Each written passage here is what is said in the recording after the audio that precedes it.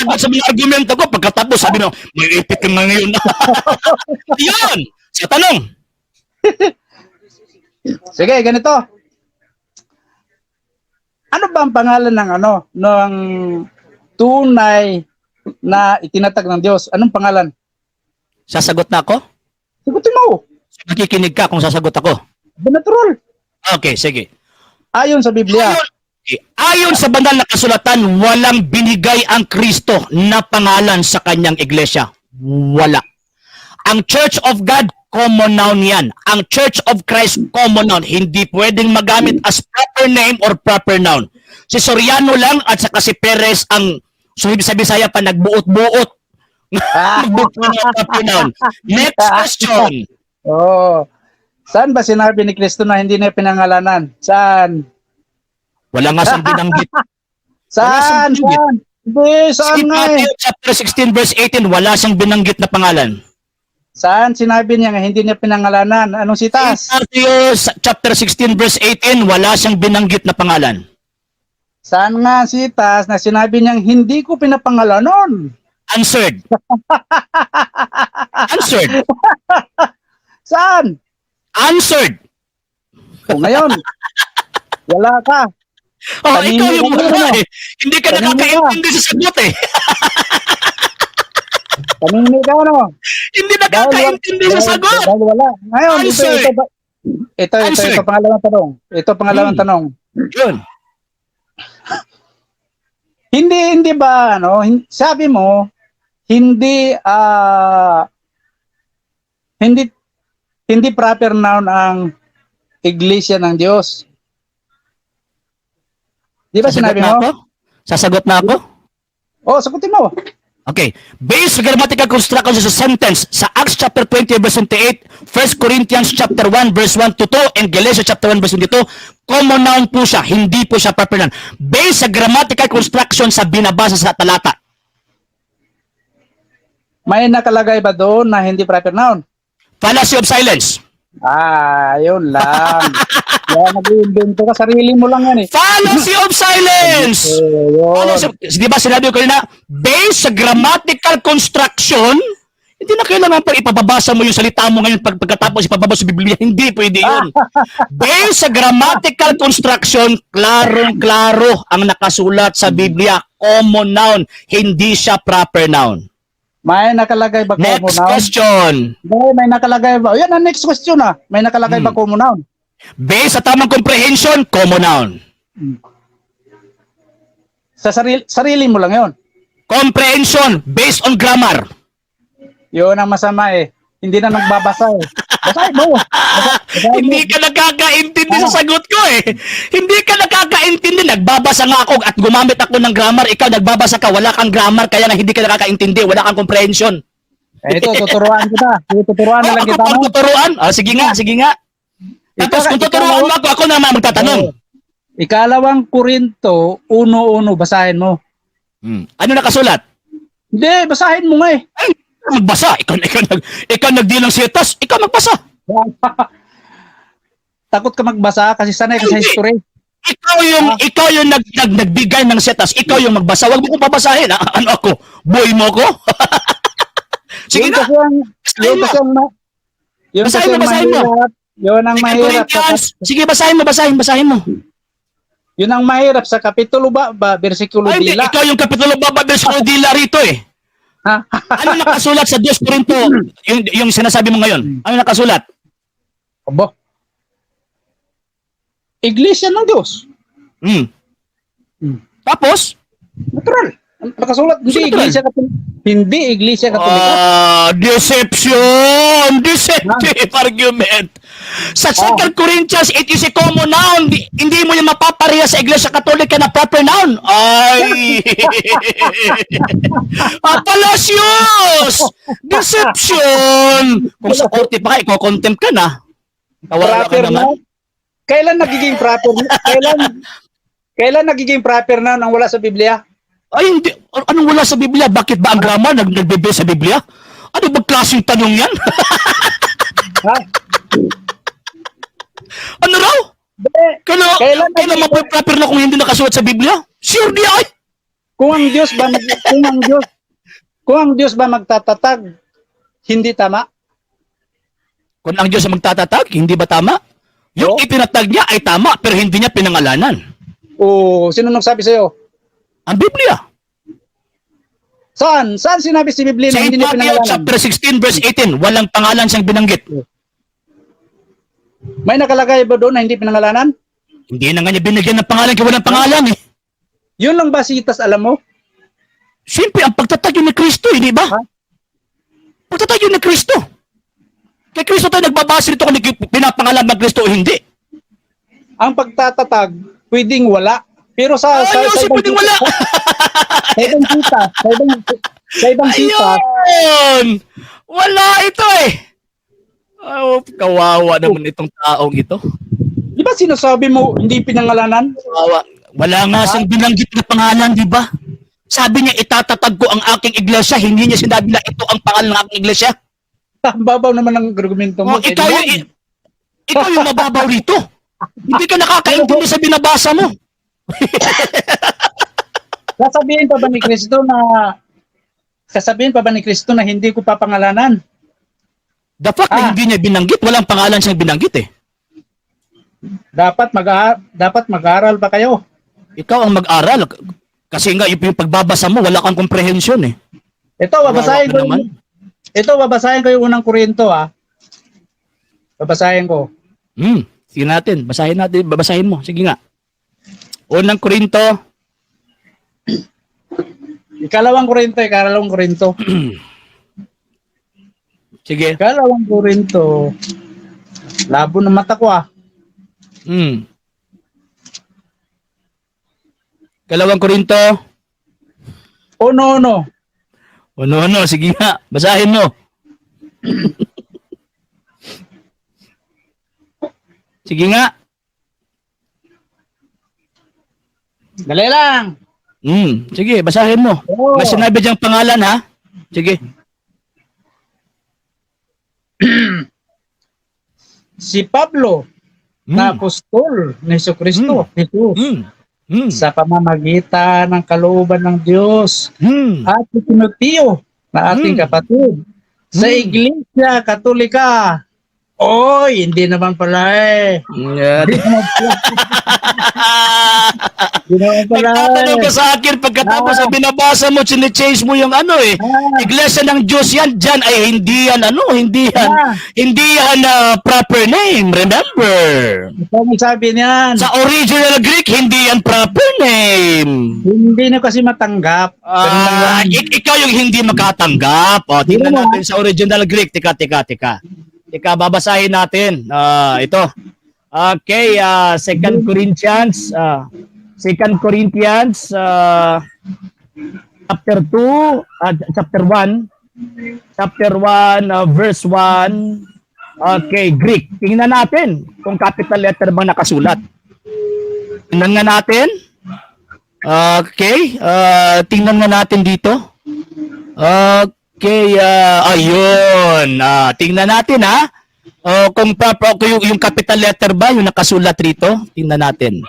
Para makita natin yung katotohanan. Ito hindi yan.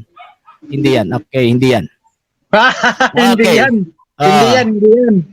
Okay, ito hindi. Iba yung na-click eh. Ito. Yun! Ayan na. Ayun. So, okay.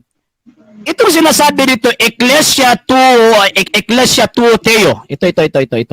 Yun nga, Iglesia ng Diyos. Iglesia Katolika. Ecclesia 2 Theo. Proper noun yan?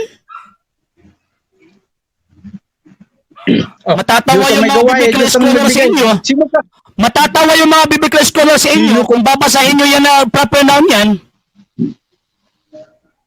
Bakit yung mga scholar, hindi mo pwedeng gawin batayan ng mga scholar?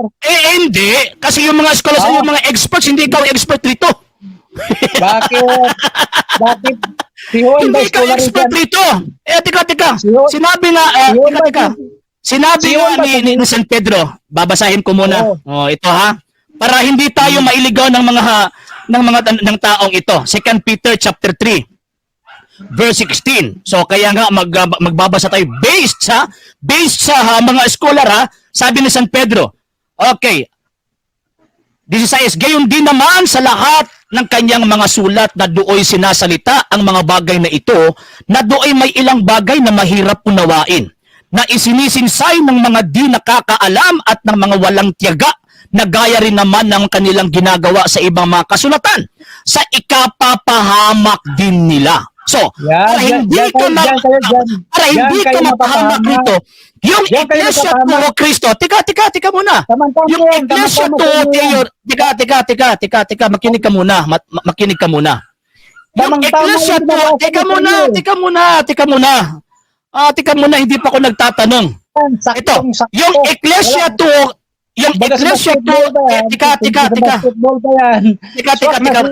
Tika muna, hindi yan swak na swak eh. Ang rito, ang nabasa rito, Iglesia Tuho Teo. So ngayon, ang nabasa rito, common noun o proper noun? Common noun o proper noun? Opo. Oh, dito sa Biblia ako proper. Proper si Mubaga. Wala na to. Wala na. So, ibig sabihin, hindi ka nakakaintindi sa nakasulat sa banal na kasulatan. Next na tanong. Uy, ako magtatanong, hindi ikaw. Ikaw man, next na tanong gani. Sige, tanong. Yan. Ngayon, pakita mo ngayon sitas na Iglesia Katolika Apostolika Romana sa Biblia. Hindi naman namin katuruan na letra por letra babasahin sa Biblia kasi walang katuruan si Kristo na kailangan mabasa letra por letra sa Biblia. Wala yan sa Biblia. Tama, hindi Wag mo akong hanapan ng letra por letra kasi hindi namin yan panginiwala. Next question. Yan ang mahirap kasi pag naiipit na, hindi na makakasagot ng tama. Walang may papakita. Ikaw yung hindi makatama rito eh. Kasi yung paniniwala ninyo, tika muna. Yung paniniwala ninyo, wag niyong ipakain sa amin. Yung paniniwala ninyo, wag niyong ipakain sa amin. Again ha, wala kaming pananampalataya, wala kaming katuruan na letra por letra basahin, hindi po namin yan katuruan. So, ibig sabihin, wag mo ipakain yung pananampalataya niyo sa amin. Next question. Tama, hindi letra por letra. Pero kung ganun pala, naniniwala ka na hindi letra por letra. Na ano? Bakit letra por letra kayo sumasamba? Sino ito po litra mo sumasamba? Oh. Litra por litra sumasamba. Saan mo ba yan nakita sa Al-Katolika na kami sumasamba litra por litra? Hindi mo alam? Ayun! Kami sumasamba litra por litra? Hindi mo alam?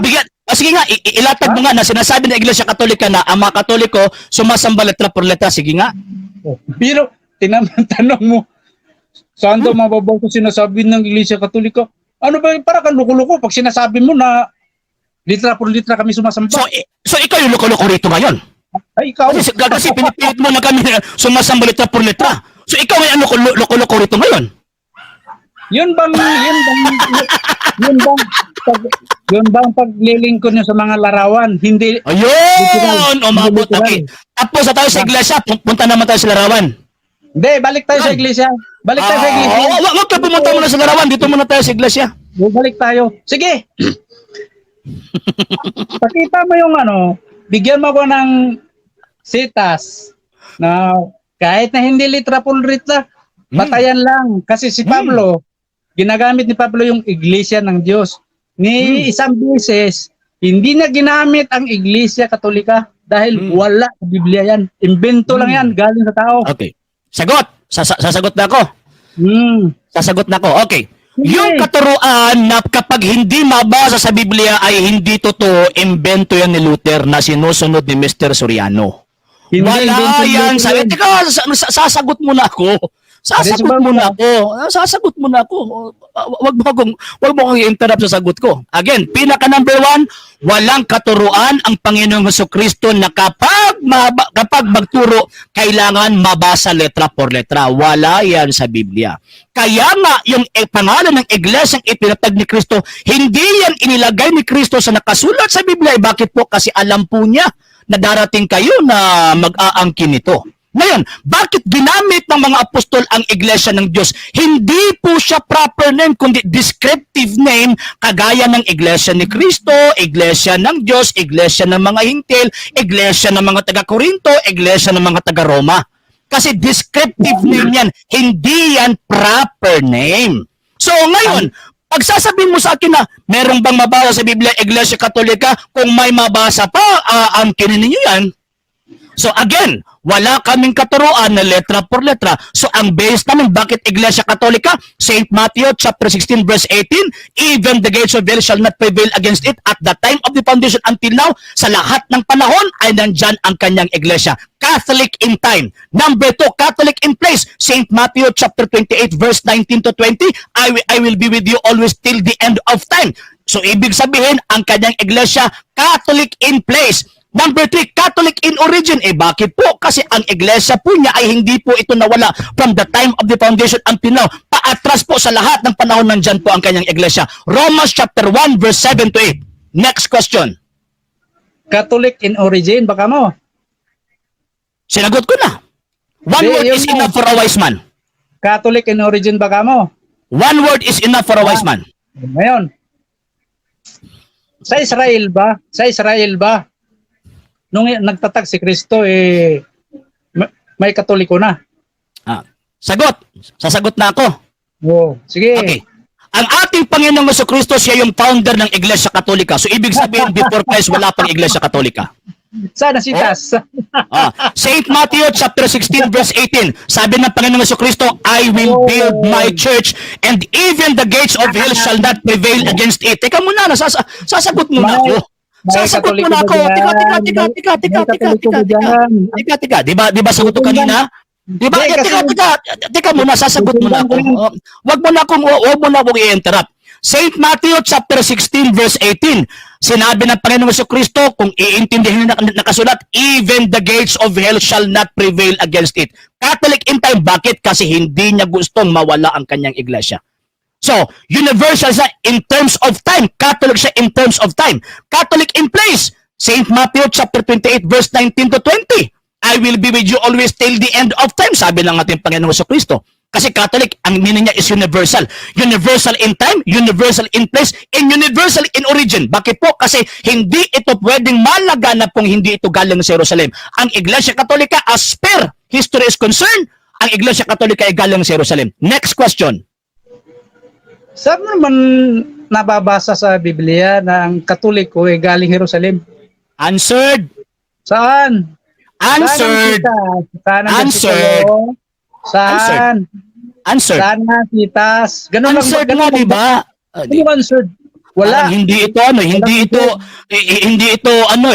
wise man eh.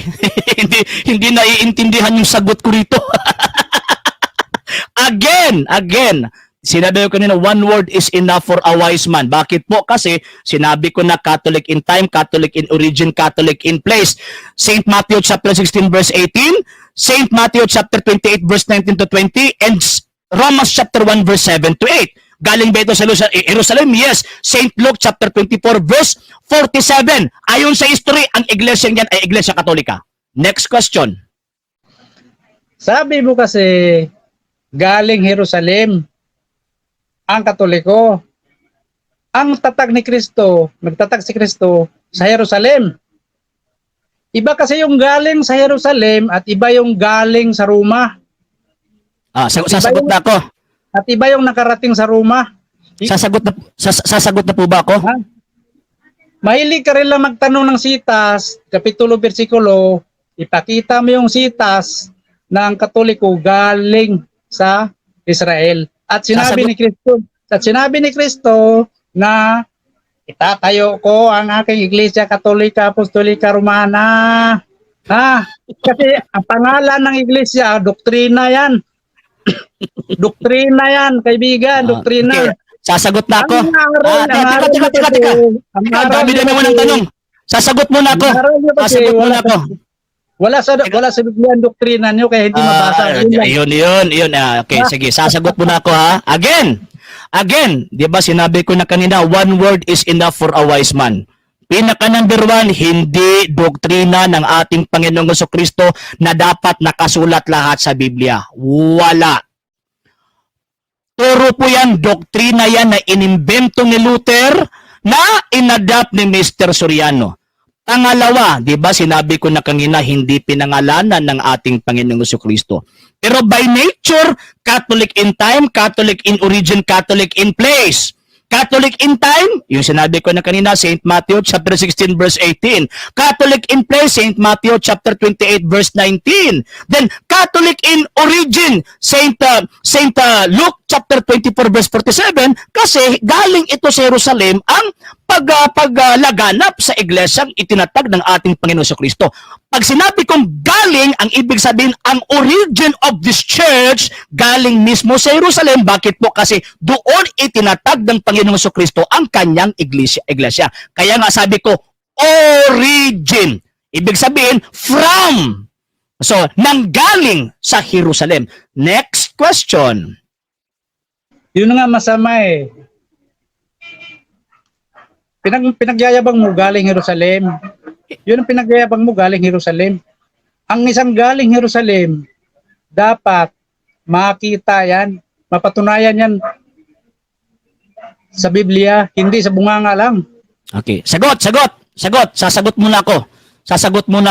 Sabi mo, galing sa Biblia. Wala naman yan sa Biblia eh. Hindi nakasulat sa Biblia na kapag magtuturo ka, dapat galing sa Biblia. Wala yan sa Biblia.